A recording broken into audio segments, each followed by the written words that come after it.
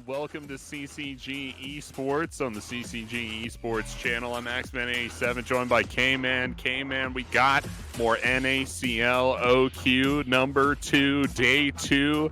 It's all 2, and it's all going to be fun for us here. It's more CCG up against Seattle Ferocity. We're about to get into the first game for him here. K-Man, excited after yesterday's games, looking forward to seeing his team get to play again. What are we thinking going into the Ferocity? Yeah, I think today we're gonna see maybe some changes, right? I think yesterday we saw a couple different compositions from CCG, and hopefully they've learned from their mistakes. They had that Wombo combo comp that we saw didn't quite work out the way they intended, and maybe we'll see them just kind of bring it back to how they know how to play, just strategic and playing their comfort champs and playing what's strong. I think they'll be plenty fine. We don't have to rely on any wombos. Certainly, and for me, this is the part of the tournament where we start pulling out the big picks, right? We've been holding back on the draft so far. Sure. We've seen the Wukong top, which is strange, right? We've seen the Darius top, again, strange from Quacker. This is where Quacker starts to say, hey, guys, this is what I'm actually going to beat your teeth in with when we get to the backside of this tournament. This is 29th seed Seattle Ferocity. So who knows what kind of gameplay we'll see. They're all challenger players, though, looking at them. Challenger GM players. So this will not be an easy task by any stretch of the imagination. Oh, yeah. It's a pretty stacked tournament. Yeah, I think I'm excited to see how it goes because, again, the patch, is still pretty new. And I don't think too many things should have changed from the patch, but maybe we'll start to see, I feel like every day matters when it comes to like a new patch, and especially because we play on the most recent patch, whereas LCS and other professional leagues play a week behind or a patch behind. So they have a lot more time to kind of practice certain things. So yeah, I think new things can come every single day, and I'm excited to see what they have for us. I believe they've probably CCG's probably taken that loss yesterday, and they're saying, all right, like you said, no more funny business. It's time.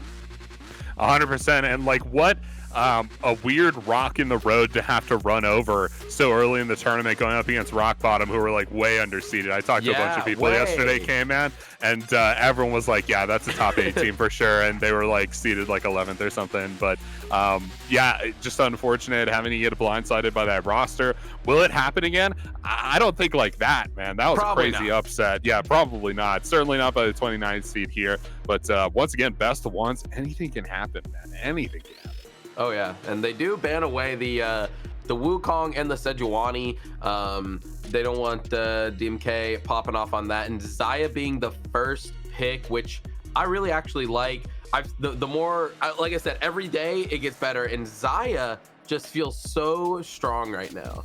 I also I coach a collegiate team as well, and we were playing our CLOL games yesterday, and like Xayah was pick ban every game, and it took over the game no matter what. So I'm glad to see that they're also picking it up here, because it's first pickable for sure. But then Ezreal, an all right counter to it, not really counter, but just a pick into it. Xayah has a hard time getting on him. Certainly, right? Both super slippery carries, lots of safety built into the kits there, and post 6, Xayah gets very difficult to get onto. We talked about DMK not being able to get ahead on the Sejuani. We'll be able to get ahead on the Gragas potentially. Here's the flex pick for this roster. But yeah, DMK with a huge Gragas game 1 yesterday, so potentially could be running that back. But like we talked about yesterday too, Gragas without the gold might not be the best thing. Sometimes you want to bet on the blue chip solo lanes and just give your Gragas some gold. We'll have to see how they angle this one. I'd love to see Quacker on Gragas. I think that would be really cool. But J4 going to be locked in for the Ferocity for the jungle position. No solo laners for them yet. We'll see what CCG answers back with. I'm thinking the Karma here. How do we feel about Karma? Yeah, Karma Ezreal, pretty nice duo lane here. I assume that's probably going to be the pick. Good call. Xayah Khan can't really do a whole lot against the Ezreal Karma in lane. Super safe lane, super poke heavy, and as much as Rakan wants to believe he's ranged, he's not, and so will he'll have a hard time in that lane. I do, again, I like the Jarvan. We talked about this yesterday, how Jarvan is supposedly good into the Gragas, but I ate my words last time because DMK said I don't care. But again, like you said, I think solo and Gragas is probably going to end up being a lot more beneficial for CCG. So see if they end up flexing this into that mid or top. Obviously, we've seen Faker playing a lot of that mid lane Gragas recently, taking us back to the season 3 days. Taking us way back. He won his first world championship on Gragas, I believe. Yeah, Gragas, absolutely. And if you could put like a guy like Bjergsen on that champion and then really give it the gold, he will absolutely make magic happen. And that's what we're looking for here in this game. Yeah, it's a lot of potential. Yunbi, an absolutely capable mid laner for sure. So looking for that. Jace, baby. Yeah, you knew it was coming when the Malphite ban came out. We're thinking, oh, okay, it's going to be an AD caster. It's got to be Jace. And now Quacker will run this one down the top lane. Who will he be up against? This is blind pick Jace. So cool. So good. Dude, he's not afraid at all. This is a power move. Oh, absolutely. Also, you get the stats, right? This official tournament. This goes up on Leaguepedia. Everybody has to see this the rest of the time. If he runs this down a 10-0 Jace game or something like that, that's going to be on the books forever, and that's really cool. Whether it's 10-0 or 0-10, we're all going to remember it. It could be 0-10. I mean, we're in North America, right? Who knows? Yeah. But the Lissandra going to be locked in here with the Sion as well. Sion trying to negate that Jace. We'll see if it is successful in this last pick. Red side looking to counter into the Lissandra. Probably not the Akali for Yumbi, I would go ahead and say. Yeah, still 2 flex picks technically. Jace could run mid as well. Not sure if Yumbi likes to pull him out, but that could be cool. The Gragas and the Jace, they could go anywhere.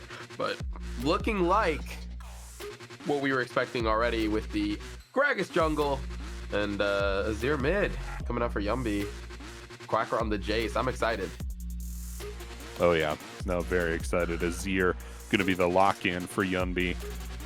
Really good stuff. Shurima, indeed. And, yeah, negating a little bit more there in the mid lane. This should be a late game stop shootout there post 30 minutes as both sides just look to scale up. Not a lot going on in the early game here. That does lock the Gragas in for DMK for the jungle position once again, so another strong pick for him.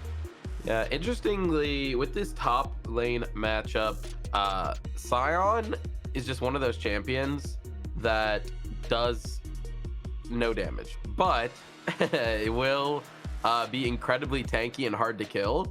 And against something like the Ezreal, against something like the Jace, can kind of just soak the poke. Soak the poke. That's a good phrase. We should coin that. Soak the poke. Soak that poke. Soak it right up. So, eventually the Sion ends up getting, 7,000 HP, and it becomes really hard to hit anything on the Xayah or the Lissandra because he's just sitting in the front line saying, yeah, hit me. I dare you. I don't care. And he's going to have gold because he's up in that top lane, right? So yeah, he can soak quite a bit of poke for sure. It's just like, for me, CCG has this artillery battery, man. The Karma, Ezreal, Jace, super long range, dishing the damage down that range, and Sion, might have a lot of poke to soak. So it's it could be hard for him. He'll have his hands full for sure. Definitely. You're looking at a capable all-in as well here, too, from CCG with the Gragas, with the Azir. Big team fight ultimates can break up the team fight super easily. What I am worried a little bit about is that there's a lot of primary engage from Seattle Ferocity, a lot of opportunity to get in. Big team fight ultimates. The Featherstorm is notorious at this point in solo queue for just totally destroying teams if you're not careful. And once you get that late in the game, the Ezreal safety starts to fade away a little bit, right? The Arcane Shift is suddenly maybe not enough to get away from the enemy team. So we'll have to see how we go in the late game. Yeah, Featherstorm and comboing that with the quickness from Rakan. And honestly, I mean, we talked about how great it was for CCG last game we casted with the Rakan and the Jarvan combo, but they weren't really able to pull it off super nicely. and it ended up being a little bit of their downfall. So let's see if SF can find a way to maybe capitalize on that really nice combo. Yeah, I think Seattle needs a sports win. So maybe Seattle deserves this one. But me personally, I think I'm on the CCG side. No bias, promise. No but, bias. Just absolutely a much better not. draft, better players, everything. Honestly. Better draft, better players. Honestly, just better outfits, better team. Better names. Honestly, it's not even close. It's not really close, no. With that, we'll cut to a very short break here before we get into the game. Don't touch that dial. We'll be right back with more CCG Esports.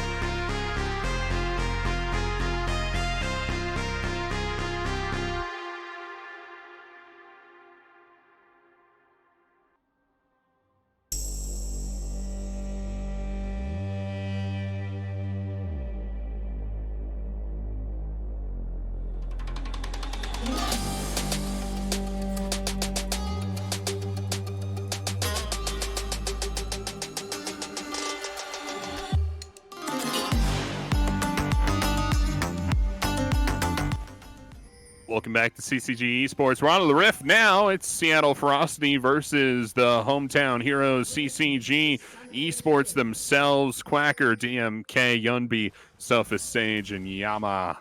And they are on to the Rift, looking to go down through the bot line here. I don't know. Yeah, you guys couldn't see that because of the way we had the stream set up. But as we were loading in, we noticed that Super Natsuki has 1.5 million, something like that. 1.4 million mastery points on the Lissandra. That's a lot of Lissandra games. So I don't know. Maybe not so easy for Yumbi. Something interesting to note too, though, is like I think this is the least amount of Dorn's items I've seen in a singular game. Like both ADCs with longsword 3-pot, top laners with longsword pots. Like, damn. Buff Dorn's items, please. Like, what is going on? It's just better to have the longsword. You get more AD. You just sacrifice a little bit of health, but you're also building into your items, better for scaling. Like, come on, right? I think you hit it on the head, right? Is that we're trying to build for scaling. We're trying to build for the lethality items here. And what does that mean? It means we're getting lethality Scion here, K-Man. Yeah. What? Come on. Comet on the Scion with that longsword. I mean, it's not necessarily the boss special, you know, because I think he runs phase rush, but you know, it's doable. It feels weird. I'm not gonna lie, it feels weird into a Jace lane. But it's comparatively not bad because he's just half HP already for Quacker. You can't eat those, dude. That's not good. Oh man, what the heck? Oh. Okay. Ooh, that's good. Okay, that's a close one. That's how this matchup should progress. Actually, you Q forward, knock him back out of the queue. I think Eddie Spaghetti probably lands some of these Qs at some point, but that should be. Yeah, you just kind of release a little earlier, but it shouldn't be like that full damage always, like we saw onto the Jace. So Quacker hopefully stabilizing a little bit here, just winning the range matchup, and not letting Eddie get too far into the lethality sector. Dude, honestly, Doran deserves better. I would say one so. Doran item. That's crazy. Wait, I just realized the LCK top laner. His name is Doran because of like the Doran items. We're putting it together. Whoa! Am I dumb? Did everybody the big reveal? Well.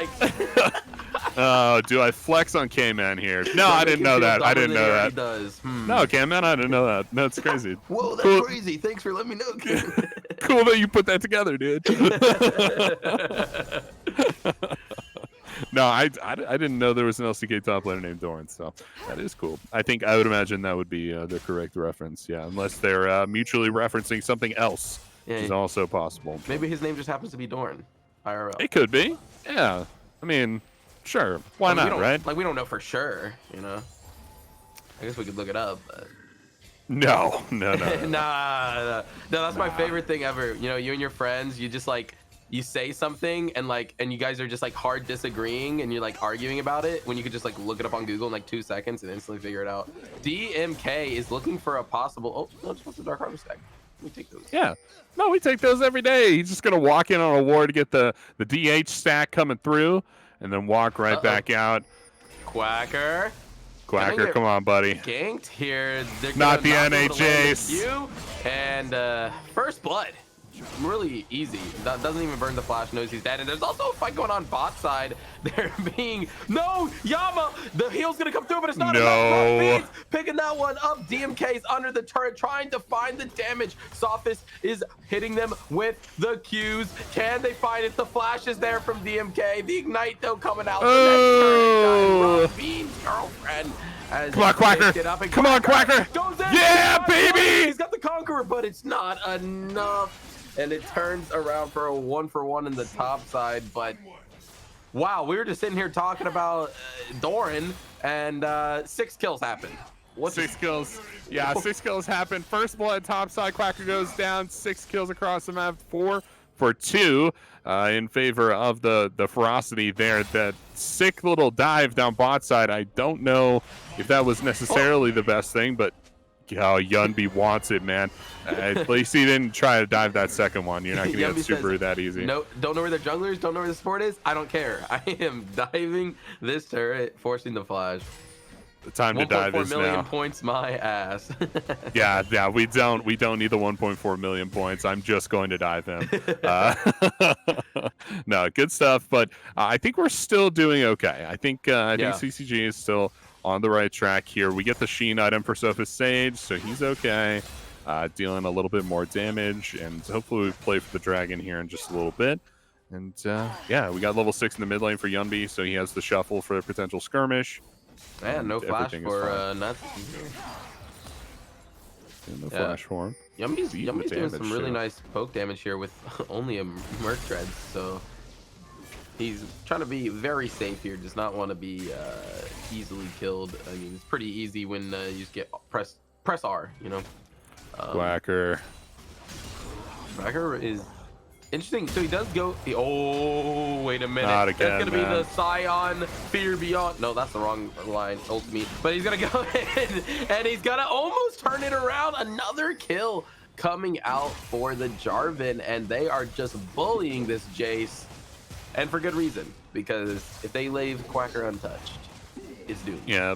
No, they super do, and we're getting NAJ still a little bit here. I don't want to flame Quacker too bad. I feel like he's just getting camped, and I Yeah. mean, we've all been camped and know how it feels. But yeah, I mean, he's winning the 1v1s pretty handily. Just Mimage, gonna go with Mimage. Shows up topside and just totally changes the course of the fight, of course. But really, that is his job, and maybe Quacker should be playing around it. Just establishing a vision line. Yeah, I think it's one of those things where you can say like, damn, he's getting camped, sure, but also like the way that he's setting up the waves, it's leaving him open to be gang. So he kind of needs to at least like understand that, and if the wave is not in a safe enough spot, call the jungler, get DMK up there, because like, he knows that he could be gang, and I think he's just kind of like not respecting that fact a little bit. And also, I don't think we're gonna see, unfortunately, the lethality Scion. I believe this is a Hull Breaker Rush Scion. Wow. Well, that is something, especially when you have your jungler up there so much with you. I don't know if the Hull Breaker Rush is necessarily what you want to go for, but I guess he's trying to establish a point in the game where he could be up here solo, and that's fine enough. Use the jungler to do that. They'll rotate up onto the Rift Herald now at the 8-minute mark. Really nice disciplined play here from CCG, trying to get back onto the tracks as far as the disciplined gameplay go. I think this is the first time in 8 minutes they've been down gold. Yeah. I feel pretty confident with that so far in the tournament. Just a 1v1. I think Quacker wins this. Oh, the quickness gonna come in. Soph is taking up a lot of damage. Rough Beam's running him down. There's the Feather Storm. The flash coming out from Soph is trying to survive, and it looks like the flash engage coming in. The grand entrance was truly that, and picks up a kill. Mimage is here top. There's no flash on Quacker. Cataclysm is available if he wants to use it, but doesn't use it. Doesn't get in range. Doesn't have the flash. Quacker walks out of that one. They pick up the Rift Herald. They drop it mid and put Suvaranatsky in an interesting position. And Dragon also went down here for CCG as well. So they take Sprawling.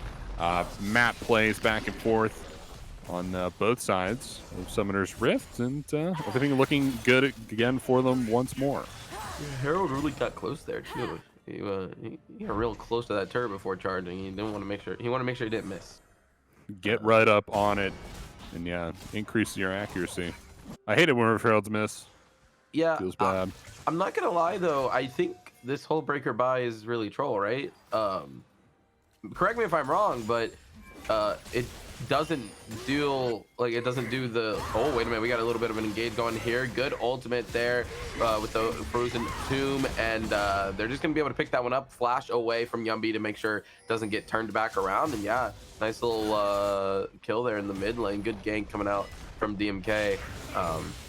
But yeah, I believe it doesn't give the full Hullbreaker passive until like level 12 or something, or like a certain point in the game.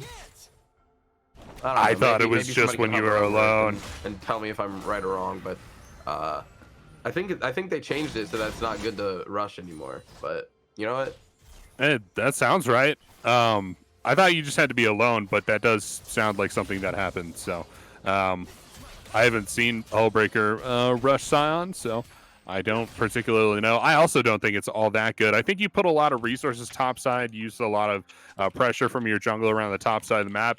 You end up losing the Rift Herald. They don't have the top lane turret. They don't have all that many plates to show for it either. So I think, to rush this item and say, okay, cool, now I'm self-sufficient. Now I can sit in the side lane. That's not enough for me to warrant having J4 up there 4 times so far. I think that might be a waste, I guess. I would have preferred J4 went somewhere else if all we were trying to do is establish a side lane Scion. Yeah. And yeah, okay, so the Hullbreaker used to give like an insane amount of extra like resist and damage. Now it still does that, but because it's based on level, you don't get what the original stats were until level 12.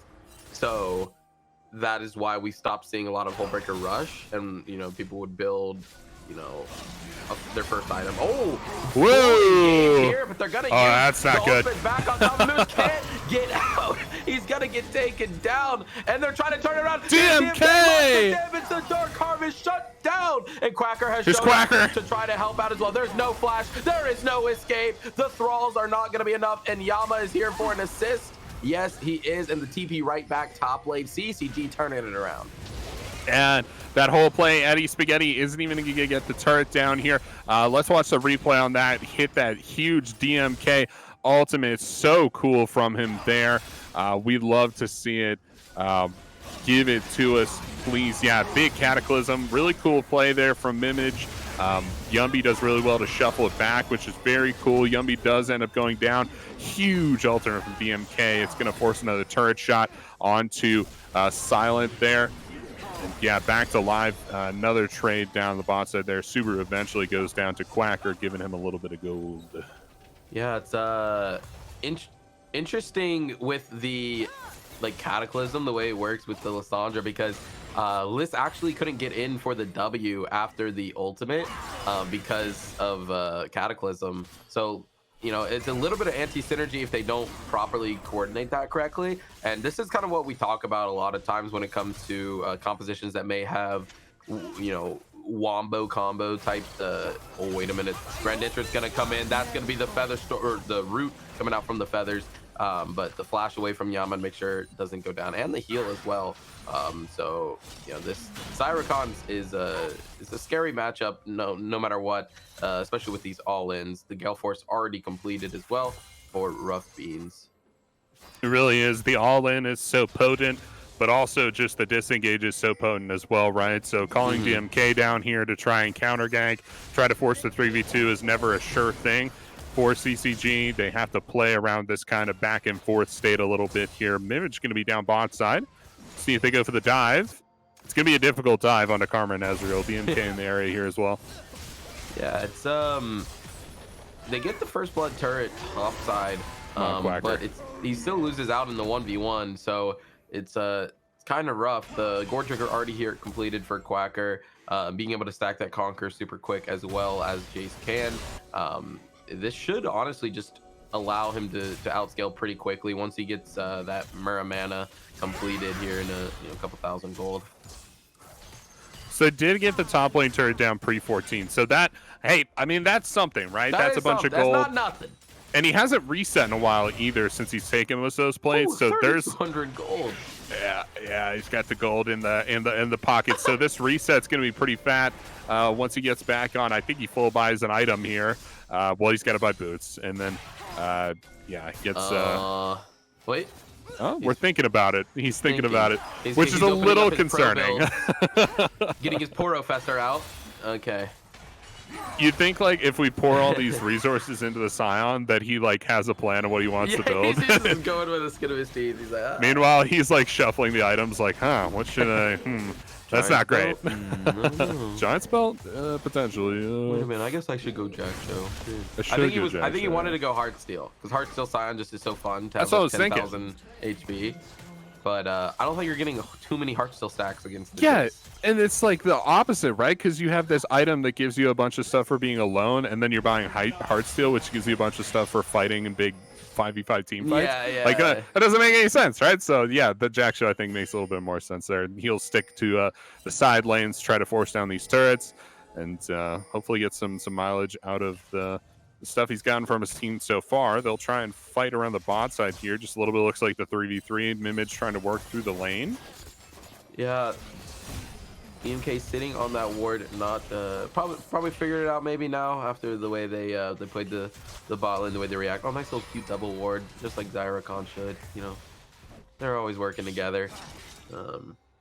But yeah, also something to keep note of with the Jace pick here. I really like the Jace pick. You can say what you will about NA Jace, but it's especially into the Scion, it already likes to build armor pen. And so obviously into a tanky champion like Scion, it's gonna feel really good once that Muramana comes in. I assume we'll see the what's that one item called? The slow I know what it's called. Item. Rylai's Crystal Scepter. Yeah. Exactly. Yeah, there you go. Is that was that the item you were thinking? No. The, Oh, okay. the slowy armor pin one. Slowy armor pen. Oh my goodness. Not Navori. Wow. No. I just cannot think of that. Grudge. Serelda's Grudge is the item. Yeah.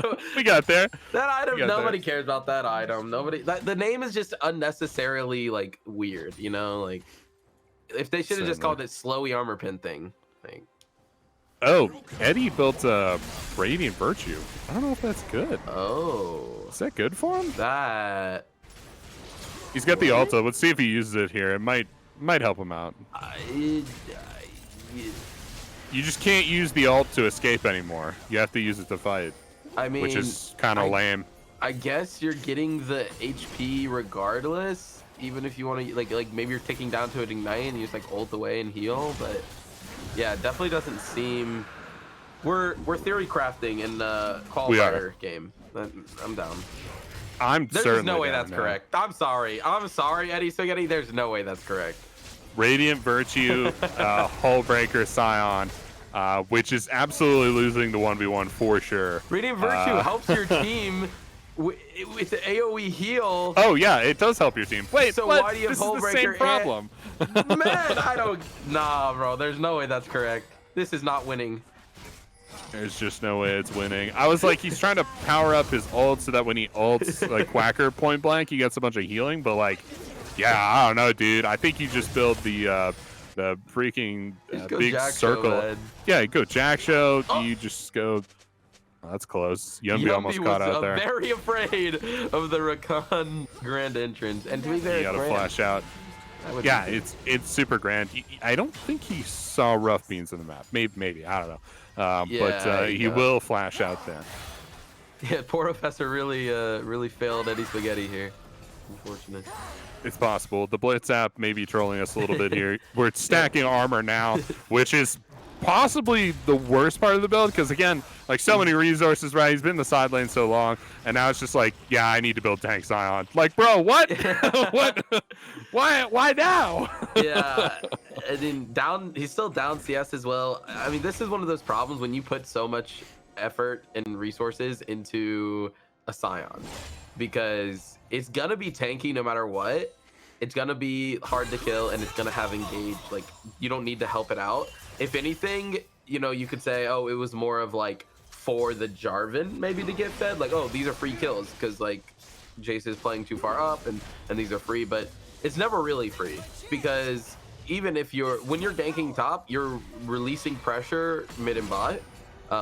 And that's what your win condition is. So a lot of times even if it might look free, you have to think about like what showing top lane does to the rest of the map. And I don't know if Memage really took that into account. And also, Memage has a Titanic Hydra and is building either Radiant Virtue or Jack Show, I'd assume. And I just don't know anymore. These MOBA Fire builds are built different.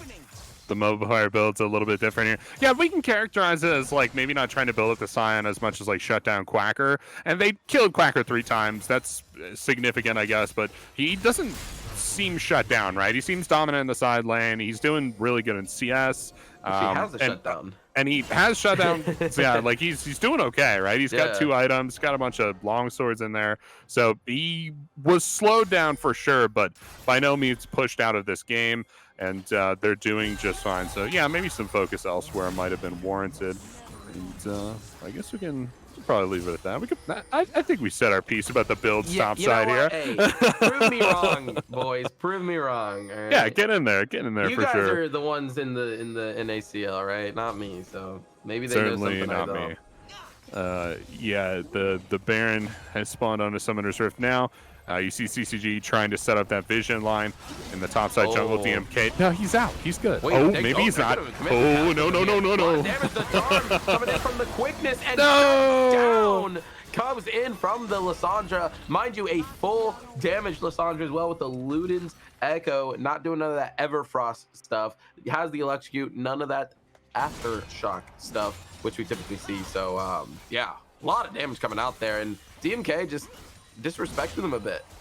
A little bit, yeah. And he almost got out. The Cataclysm came through, trapping DMK there. And man, we talked all that smack about Ferocity, and Now they're kind of turning it up and holding our feet to the fire a little bit. Sophist Sage. Great exhaust coming out from Sophist. The flash, can he get the auto, the ultimate, while he has nowhere else to go? The 1v1 coming out for our boy Sophist.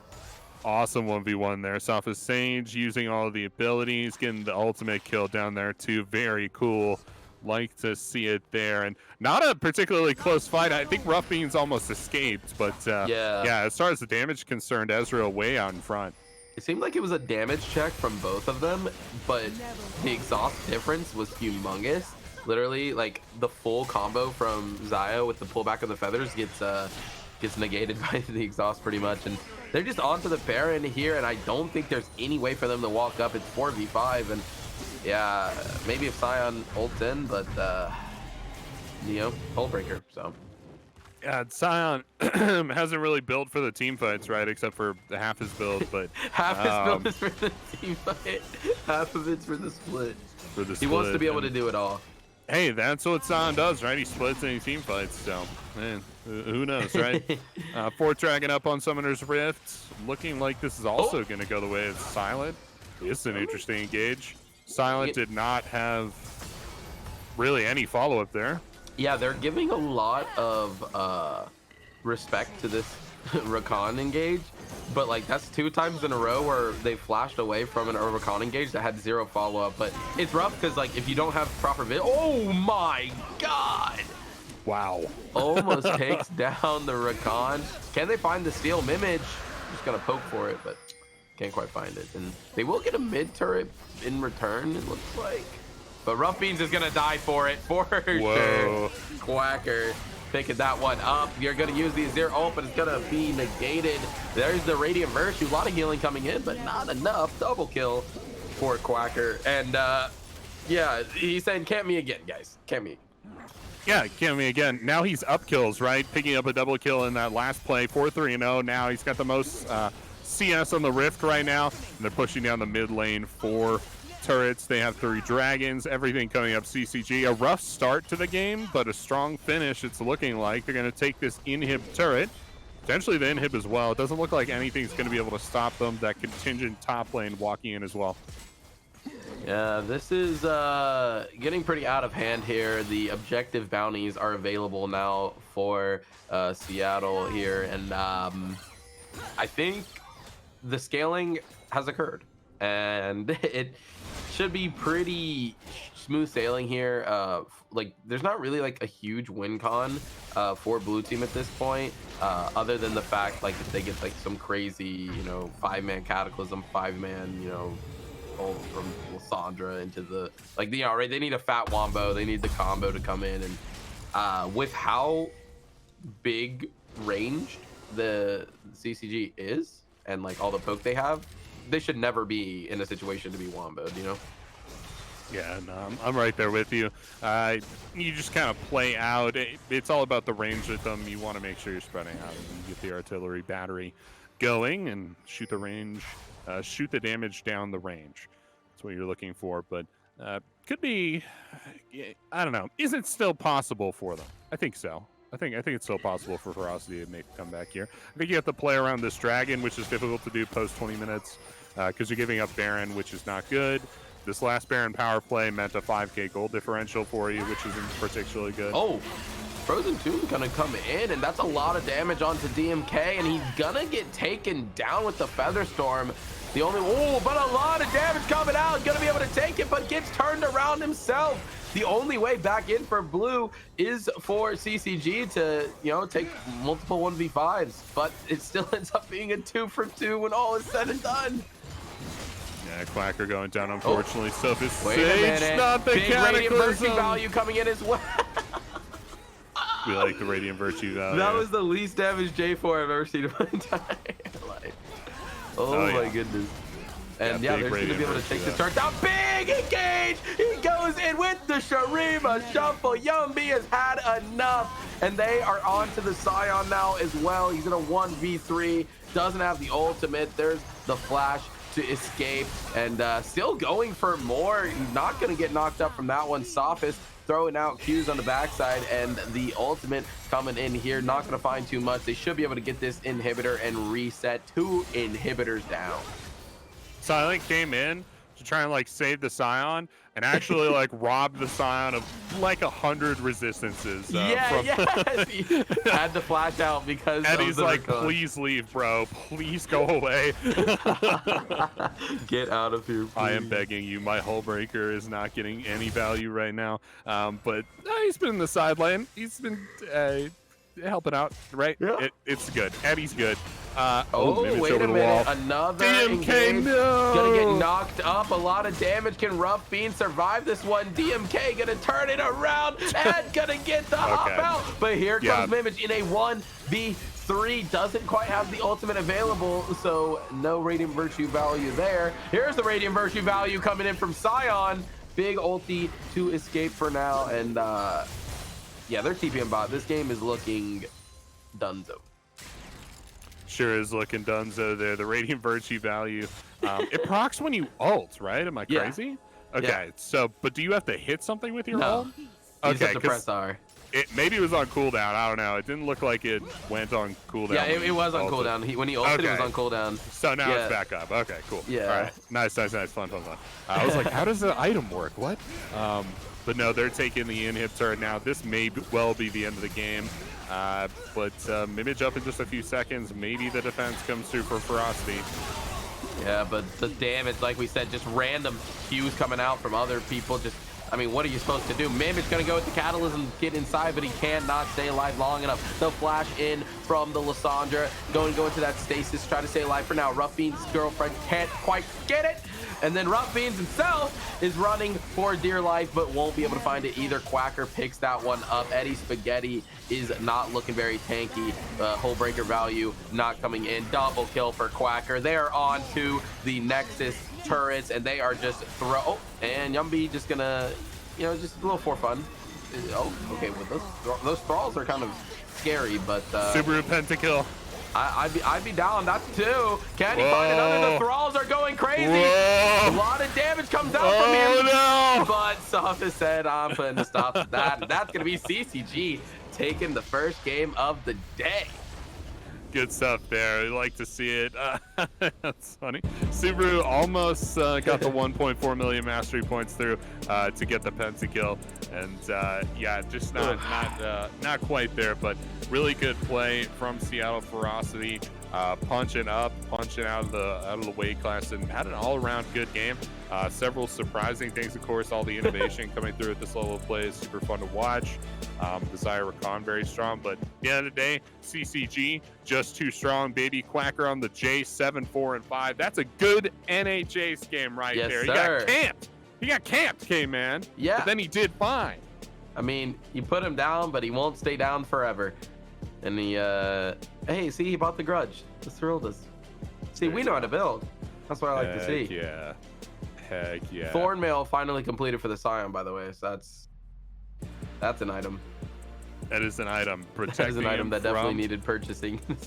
From the physical damage, right? And the physical damage, there's so much of it. Yeah. All that Gragas is your physical damage and healing. Yeah. No.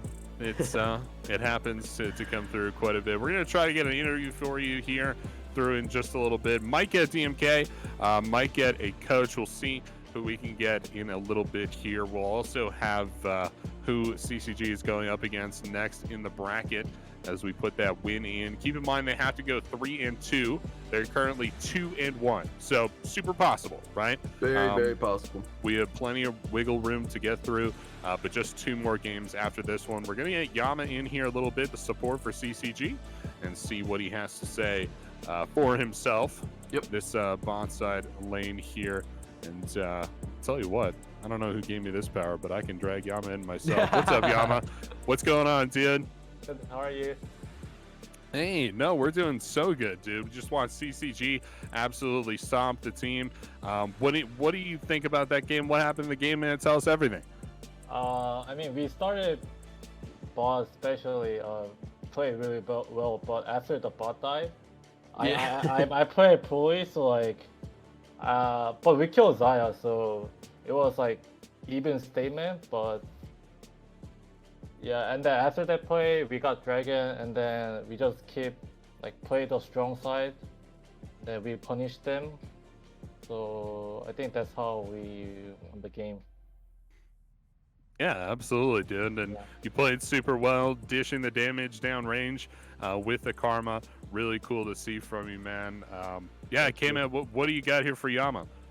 Yeah, you guys definitely played super well after, early game was looking a little rough. I think we talked about on the cast how this is the first time that we'd seen you guys down gold by 8 minutes. But you really brought it back, and you still respected the enemy a lot. A lot of like flashing away from Ragan engage that had like no backup, right? Like, because in your head it's like, well, if they do have backup, I'm dead. So playing strategic and playing the most I guess it's calculated, right? And even after you guys are super far ahead, still respecting the enemy, and I think that helped you all lead to a pretty clean victory after all said and done. What was kind of going through your all's like comms when you're down that far ahead, that much early? Like, obviously it wasn't that insane, but a couple misplays here, top lane is getting camped by the Jarvan, like what's being said? How are the mentals going? So you're talking about the after bot dive, right? Yeah, bot dive, and then like Quacker is like what, 0-3, 1-3 or something at this point. Yeah, 1-3. So like we're talking about like we should play through mid now, because we're confident that like if mid get ahead, then we can just easily win this game. So we try to get Rift first, and then put it down mid, pressure mid, and then rotate to bot side. So even our top was kept dying, but it was okay because their mid and bot was pretty much doomed. Yeah. And then Cracker always come back because he's a good player, Yeah. Oh yeah. So we even though he died, we always trust him. That's Hey, awesome. that's important to have. Because he has got potential, He's got tons of potential. You do too, man. This whole roster is so crazy. Everybody coming together. We're really excited to watch this team play through the rest of the OQ. Are you looking forward to the last two games? They might be some of the most difficult ones yet today. Yeah, sure. I'm not sure. I think I don't feel any like difficult in this OQ series. Like, we're confident on everything, and then we just need to keep work hard and then try our best.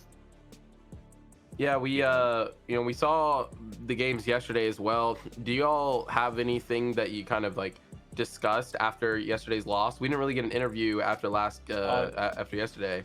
We just talk about like we should more vocal about like like enemy passing. Okay.